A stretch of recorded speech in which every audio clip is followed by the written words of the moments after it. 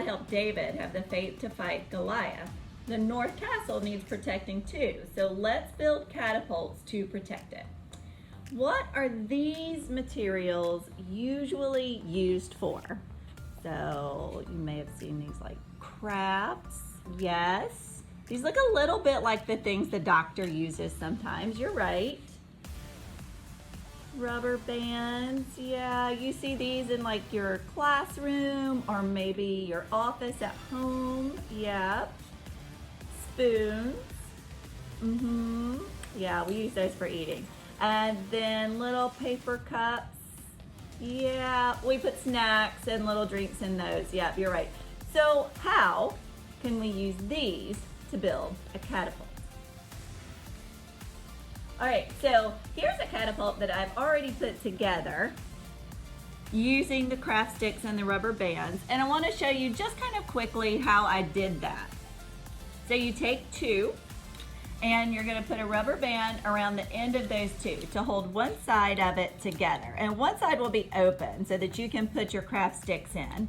Now there's a really cool thing to change and to test out called a variable.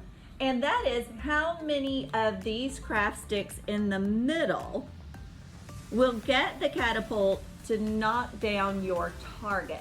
So you want to just kind of test that out. So you might start with 5, and you put them together and rubber band those together just like this. And then you're gonna slide that into the part that you already put together, like this. Now, so that it's easier to hold your ping pong ball or your marshmallow, whatever it is, or your cotton ball, whatever it is that you are shooting, you want to take some tape and tape a spoon onto the end of your catapult, and that will just make a nice little resting spot for the thing that you're going to shoot. So you want to just tape that on just like this. Then you make a target. So that's what I'm going to use those cups for. So I will just make a target here. So now comes the tricky part, figuring out exactly where to put your catapult to knock over your target. Exactly how hard do you pull down on your catapult to knock over your target and not go by it? So we're going to give it a shot. So I'm going to pull down like this. I'm going to pull pretty far down. And you can see that I went a bit over my target that time. So I'm going to try pulling down not quite as far. Yeah. Now I need to pull down in the middle. And I'm going to go back, I'm going to go forward just a little bit and see if that helps. In the middle and forward a little bit.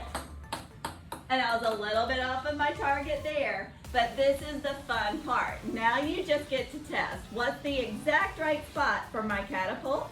And again, you can try all of your different sizes. So you can see I stacked a bit more here. You can put in your smaller stack and see what that does.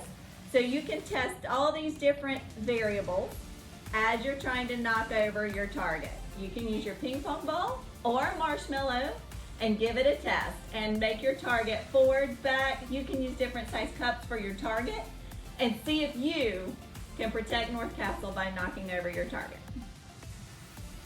So how does this work? So catapults are based on a simple machine called a lever.